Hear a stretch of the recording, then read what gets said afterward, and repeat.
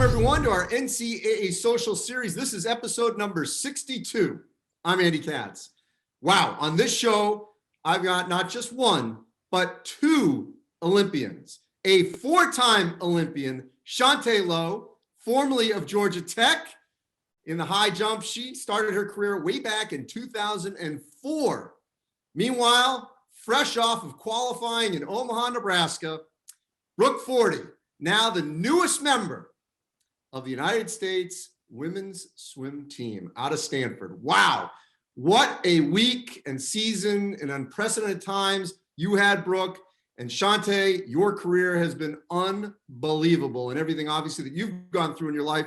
We're going to touch on all of it and what college athletics has meant to you to get you into this position, because certainly the Olympic movement in the United States owes a lot to college athletics, because we just are not set up like a lot of those countries, certainly the way, years ago, decades ago, it was set up, certainly in the Eastern Bloc and the Soviet Union, the way there was sort of athletic factories leading up to that. That's not the case, certainly in the United States. So we need college athletics. But I want to first deal with the news, which is, Brooke, which it's really unbelievable.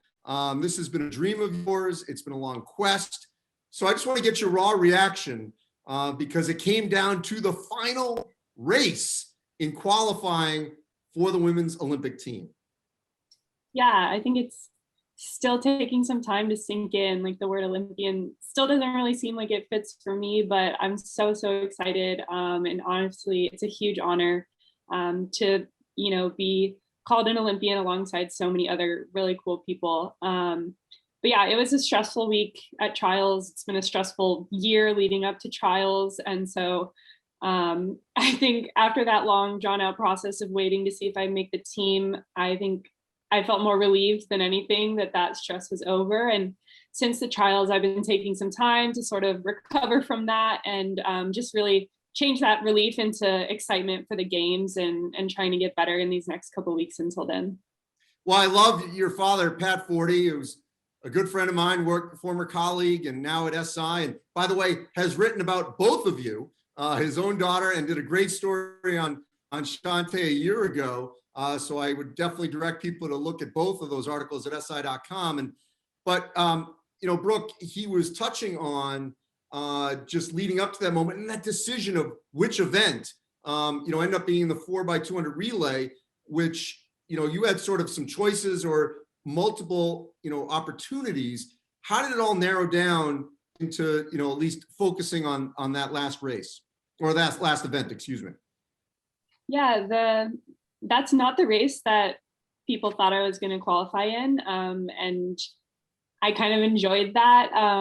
The race that maybe had a little more external pressure, the 400 IM, was the first day of the meet. And I got sixth place in that. It was a swim I was really proud of, but obviously didn't really come close to qualifying for the team. And a lot of people thought that my shot to qualify was over after that. And I kind of enjoyed that like little easing of the pressure. And I knew in my mind that I had been preparing really well for freestyle. Just the freestylers at Stanford who I've gotten to train with have really helped me with that. And so the 200 freestyles event I had a lot of fun with and I was really excited for. And so I thought, I have nothing to lose at this point. My hardest race is out of the way. And I just really took the chance to go for one of those relay spots.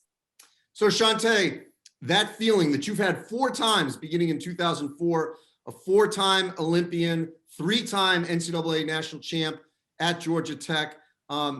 You can relate, I'm sure, to what Brooke felt like, that anxiety of looking up at the scoreboard to see your score on the high jump, comparing it against other competitors. What's that feeling like when you hear that your name is called and you have qualified for the Olympics? Yeah, I think there's nothing like it. And especially your first one, Brooke. I'm so excited for you. I remember just in the midst of my competition, I had to wait for professional athletes to actually miss bars in order for me to know I was going to make that team. And so, we start out with a field of like 24, we whittled it down to 12, and then getting to the final and like having those last final jumps. And, you don't want people to do bad, but then at the same time, you want to go.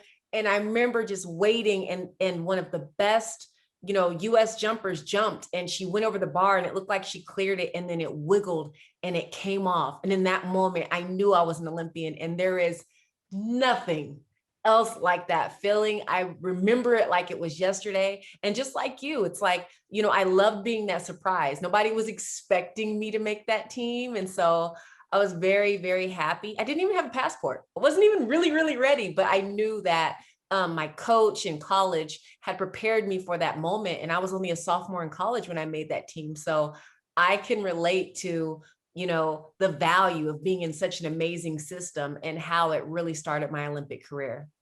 So obviously this is not going to be the same kind of Olympic experience. And I don't want to dampen it, Brooke, but it's going to obviously be much more controlled environment in Tokyo because of COVID and their situation with COVID, and the Olympic Village won't be the same, but the Olympic experience of being on that deck, and for you on that field, Chaunté, what should Brooke experience and expect to experience in terms of being able to quell some of those nerves? Yeah, I think that for me, I had nobody to tell me that it was going to be, you're going to be nervous, of course. But at the same time, I saw Olympians last Olympics in 2016 that were young, that it was their first team, and they seized that opportunity and they walked away with medals around their neck. So don't listen to anyone that would tell you to expect anything different, but go enjoy the moment. And the first Olympics that I went to, it was the first one after 9/11. So it was different too. The only thing to expect is the unexpected.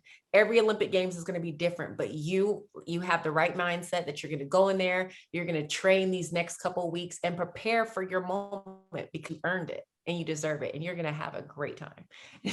Brooke, is your passport updated? It is, yep. Okay. I think I'm set to go. All right, so we mentioned Stanford and Georgia Tech, and I want to shift to that here for a moment. Obviously, you've got Stanford teammates led by Katie Ledecky, who's a good friend of yours and classmate. So first, overall, what has that meant to you to be a Stanford swimmer swimming with Olympians as you prep for this moment? Yeah, I think it's meant everything in getting me to this point. I came from a really great club at Lakeside, and that was In Louisville. In Louisville. I was really fortunate to have that. They have produced multiple Olympians. I had a great training group there, but I would have never had the opportunity to train with people like Katie Ledecky, like Simone Manuel, and honestly, the entire rest of our college team, who is just, the most elite female athletes in the country. And so I would have never had that opportunity had I not come to Stanford. And I think just the improvement that I saw day to day just from being surrounded by that group is what has let me come to this point. Well, and even this year, in an unprecedented season of trying to find pool time a year ago through the summer and in an abbreviated season this time, how much did the Stanford experience, even amid a pandemic, allow you to get into this position? Yeah, this year was really hard. We were online for school all year. We had very, very strict COVID protocols. We weren't really doing anything outside of school and practice. We had very few competitions, but we were lucky that we had our facility open at Stanford, and we had that dedicated group of girls who, despite everything going on, we were all coming in focused every day and just doing what we could given the circumstances. And again, I wouldn't have been able to make it through those times probably without that group. So let's go back to 2004, Chaunté. At that time, what did being a member of the Georgia Tech track and field team do for you? Yeah, similar to like what Brooke was saying, I was exposed to amazing, amazing athletes that were on the track. And even if I didn't get to train at the same time as them, just being able to see them and knowing that they were around. The 1996 Olympics brought amazing athletes from all over the world. And my school was in Atlanta. So I still got to train on one of the practice facility tracks. I got to jump on one of the practice facility high jump pits.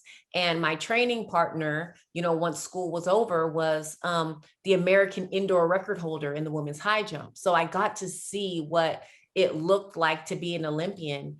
And I got to dream about it every single day. So just having, it's like an atmosphere. They carry themselves different. I don't know if Brooke can attest to that, but like the way they warm up, the way they, they sacrifice different things. And so I was able to start adapting and adopting some of those qualities.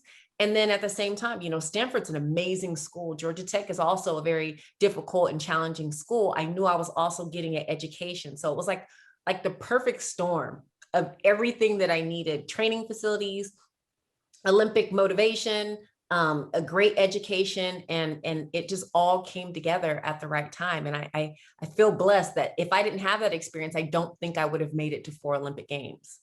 So Brooke, I don't, this doesn't need to be just the Stanford show in that sense, but we can't dismiss the excellence in a lot of these sports at Stanford that have produced not just national championships, but Olympians. I mean, I think about women's tennis and women's volleyball, women's basketball, and obviously swimming. What has it been like for you to just be around elite athletes, some potential Olympians, others who are simply just national champions? Yeah, it's crazy. I think like my first couple of years at Stanford, I took it for granted a little bit, just because it was like, seemed like every couple of weeks there was like another national championship for Stanford, or a new like world championship team member in your class or something like that. And I didn't really realize at first like how rare that is. So it's really just cool to see. But yeah, I think there's just a great environment here of people who are dedicated to both school and athletics at the same time. And we inspire each other. Like I remember at a football game, I think my freshman year, they honored the Rio Olympians on the field of the football game. And there were so many of them. And I was like, that is so cool that they all went here and like they all had that experience together. So Brooke used the word inspiration. That word has justly been applied to you, Chaunté. You were last year's Inspiration Award winner for the NCAA, and I was privileged and honored to MC that virtual award ceremony. You've gone through an unbelievable journey to get to this point, let alone, as I said, a 4-time Olympian, 3-time national champion, maybe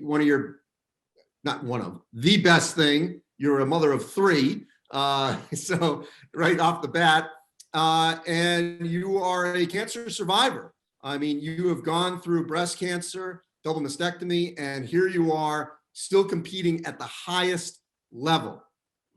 How have you done all this?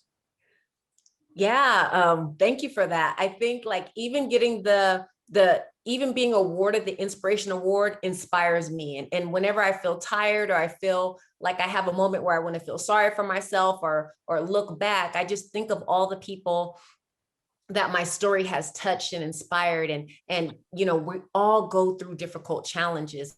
And we just saw that with going through COVID, that, there's times where we feel isolated or alone, or that the battle is just too hard for us. But I think that in getting that award, it's pushed me to keep going and seeing my children's face. Like you said, I have 3 kids, seeing their faces every day and knowing that, when they see mommy going through something so hard, so difficult, losing my hair and eyelashes and eyebrows, but to still get up every day and still put one foot in front of the other, still go out there and really try to reach other people. And I think when they see that it's not just selfish and ambition, but doing it out of a place of love. And even today, I was showing my husband, I got another message where a friend said, one of their friends found out that they had breast cancer, and I'm the first person that they call. And I feel like it's an honor to be able to take that time and talk them through my own experience, because I feel like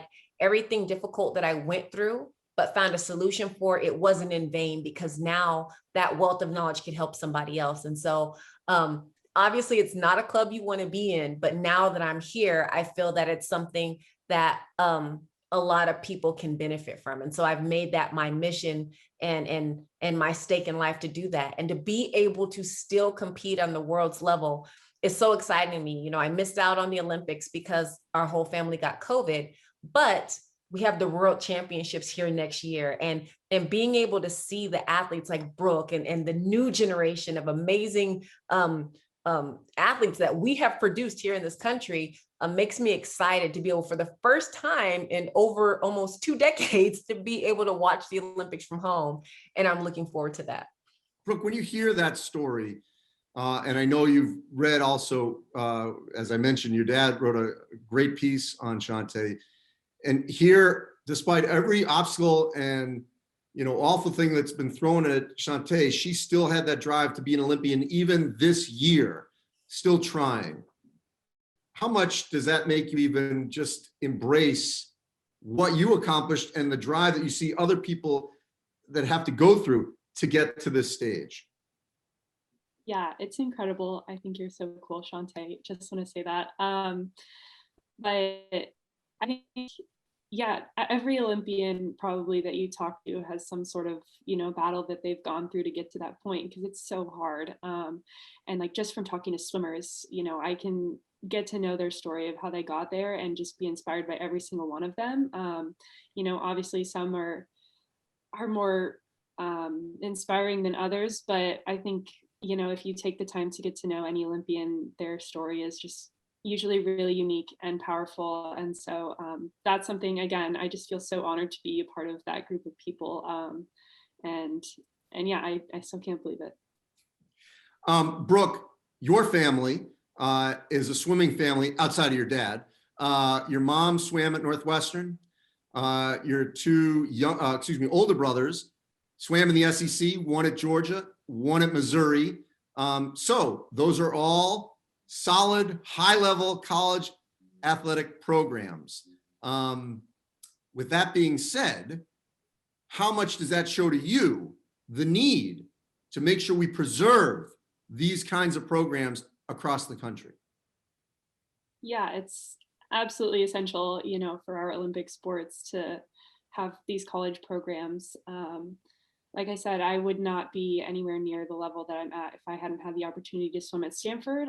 I probably wouldn't even have gotten into swimming had my mom not swum at Northwestern and my older brothers gotten scholarships to swim in college. Because that was always my goal growing up, was just to get a college scholarship. I never really imagined much beyond that. So, that's what I think is a huge incentive to get kids into swimming, for parents to put their kids into Olympic sports, is the college education piece of it. And then they can really blossom from there. And again, just bringing athletes of similar calibers together at these colleges, that can't happen if the Olympic sports aren't being supported. So Chaunté, there is a great movement. It is the U.S. Olympic Paralympic Committee that is doing now a college sports sustainability think tank. I'm not going to be naive and to think that there's not a financial aspect going on around the country. But throughout the pandemic, we saw that they didn't cut the high-level sports. If anything got cut, it was, for lack of a better term, the Olympic sports. I don't like using the term non-revenue, but the Olympic sports. And a lot of them were on the chopping block in various parts of the country. Some have been able to fight back and get, be brought back, but that's not easy. What can this group do to convince athletic directors, presidents across the country that we need this, not just for the Olympic movement, but also for the betterment of student athletes and students across the country, to give great depth and breadth to these institutions of higher learning? Absolutely. I think that if we're only looking at the bottom line, we're not seeing the intrinsic value of having Olympic athletes represent your school around the world. We're not only trying to attract students from within our own country and our own borders, we're also wanting the world to see our institutions as a viable place for them to come and pursue their education. And I think that when it comes to sports, there's an empowerment that young women have, just being able to, that might not be in a revenue producing sport, but being able to encourage the younger generations to tap into resources that they might not have available to them. Me personally, if I didn't have a scholarship, I would not have went to college. I am the first person in my family to be able to go to college and graduate. So there's a cycle of poverty that was very prevalent in my family from generation, that broke with me because I was able to obtain a college education. Now my 13-year-old is already talking about the colleges that she's going to go to, as well as my other two kids, because they feel like, well, this is what our family does. And you talked about the tradition about Brooke's family, and it's like, it's because they saw their mom do it. And then the brothers followed along, and then she followed along, and then her kids, they'll probably follow along, you know, even if it's not in swimming, it's something that their family does. It creates a culture.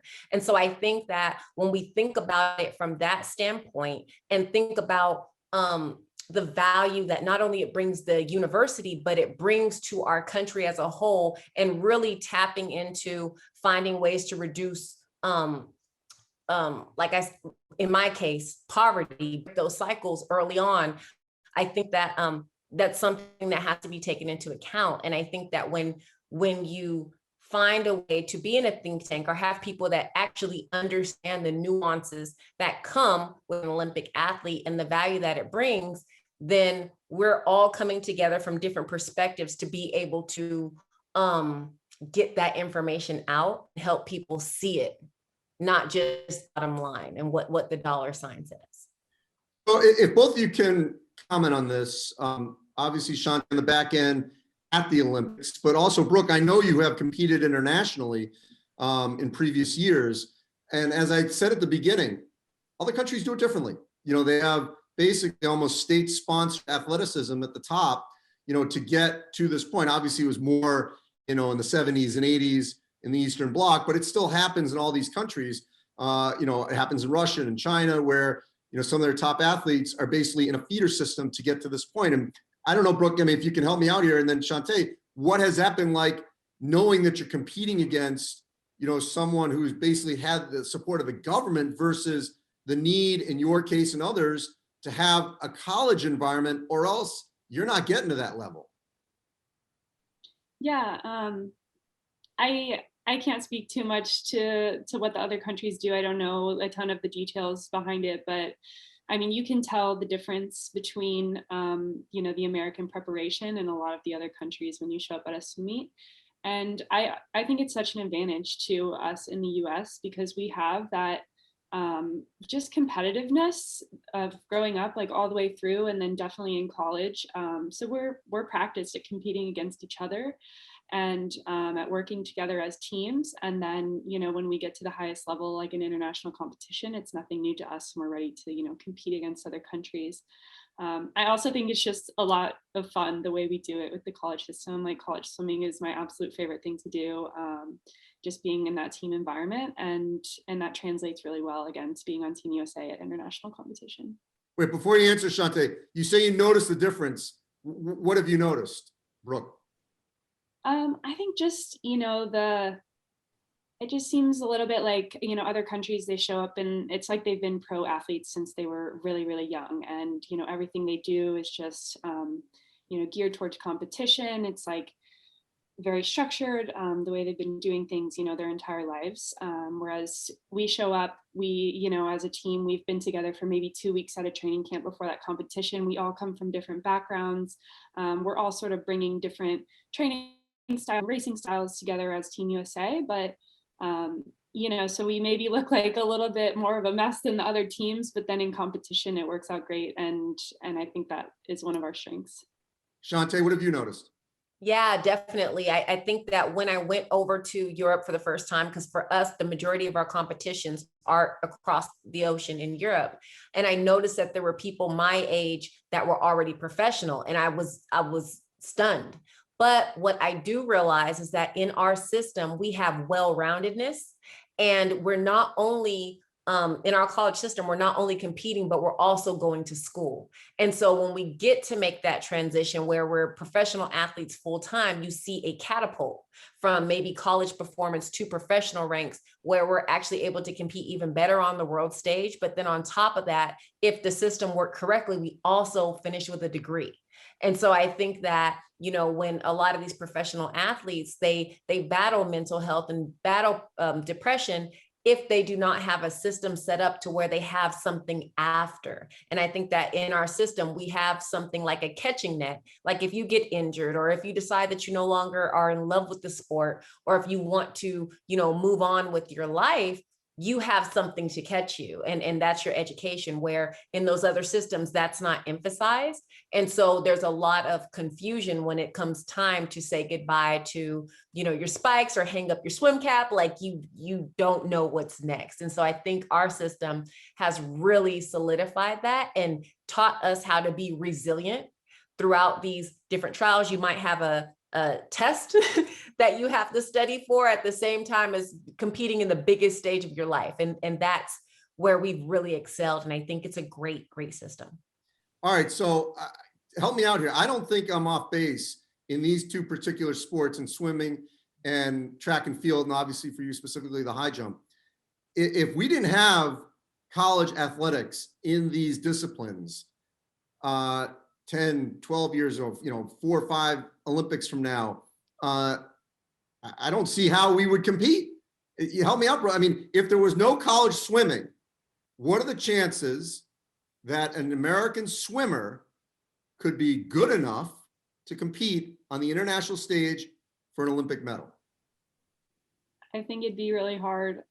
You can look at our Olympic team roster for this year, and it's like probably 80% are NCAA athletes or former NCAA athletes. And, that's not an accident at all. Even me, like it's helped me when I get to big competitions. Like I know I've been in high pressure situations before from competing in the NCAA. And so, I think that's just a small piece of like why those athletes end up being successful on the biggest stage. Chaunté, I don't know where you high jump if you don't have a platform at the college level. Where would we be in some of those field events without college track and field? Yeah, we bring in the most medals. Swimming and track and field combined bring in the most medals for our country. And so I do not see, if we did not have that college program, I don't see us being the top in the world as far as medal count. And the reason why is because it is very expensive to train. It is very time consuming. It's hard to find the right coach. It's hard to find the right training partners. And our college program has put all of those things together very nicely packaged.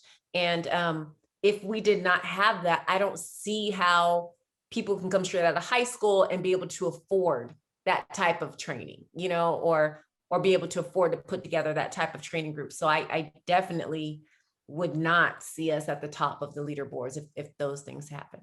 So one last thing on that, and I think that's a great point, Chaunté, is cost. Mm-hmm. We gave a shout out there to Lakeside and Louisville, but the reality, Brooke, if you didn't have a college swim team to train with, how cost ineffective would it be for the majority of people if you had to constantly always pay for pool time? Yeah, I wouldn't be able to do it. I wouldn't have been able to go to Stanford without swimming. I would not be able to train on my own without, going through Stanford's program. So, and, I know that wouldn't be just for me, it'd be for the majority of athletes.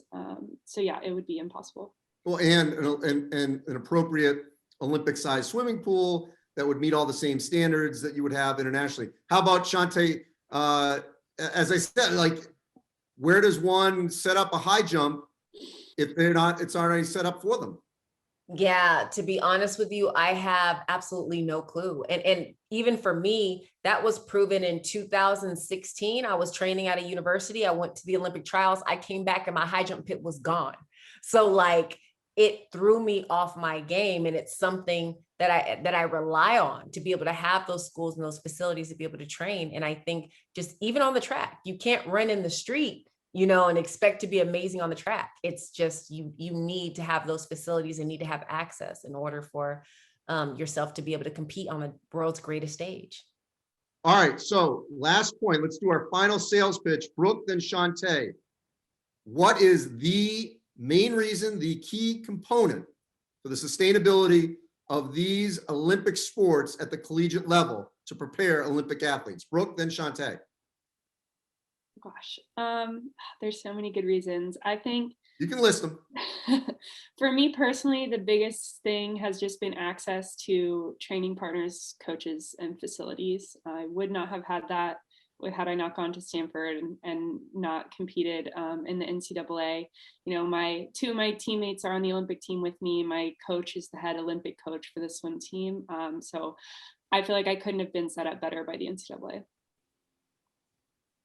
Chaunté? There's a study by Ernst & Young that I think it says 80 to 90% of all women that work in the C-level suite were NCAA student athletes. And it's just being able to produce a well-rounded person that's not only great on the field, but that's great in the boardroom. And I think that, you know, even throughout this COVID pandemic, where we saw disparities, where several women were the ones that were leaving the workforce to take care of children and a lot of different things that happen. But if athletics helps you become resilient, it helps you know how to handle high pressure situations, it prepares you for life. And I think that just the benefit to women alone is an argument that we need to continue NCAA athletics and sports that push us into the Olympic field, because we are producing amazing women in the workforce because of it. And so I think that it's something that needs to continue, something that needs to be fought for. And, you know, we're doing an amazing job at it. So we need to keep doing it. If it's working, if it's not broken, don't fix it. All right, I'm going to end here, Chaunté. Next month, Brooke Forde will compete in the Olympics in Tokyo. What is your final pep talk for Brooke? Take it all in. And I would say, listen more than you speak. Go talk to the older athletes, the ones that have had longevity, the coaches that have had amazing success. Listen, take a notebook and write the stuff that they're telling you down, because those are the little nuggets and pieces of treasure that I have taken with me throughout my entire career. They were all gathered at the dining hall in the Olympic villages. So, and don't be afraid to talk to athletes from other countries if you get the opportunity, but try to listen more than you talk, because you are going to gain a wealth of knowledge and you will not be the same athlete when you come back. And it's going to be a great thing. That good one, good for you, Brooke? Yep, awesome. Thank you. Well, congratulations, Brooke. And Chaunté, on an unbelievable career and everything else that you're doing to inspire all of us. We'll all be watching Brooke at the Olympics in Tokyo next month, competing in the 4x200 relay, representing the United States and Stanford. All right, that'll conclude episode number 62 here on our NCAA social series. As always, you can go to ncaa.org/social series, where all our social series are archived. Thanks again. We'll talk again next week.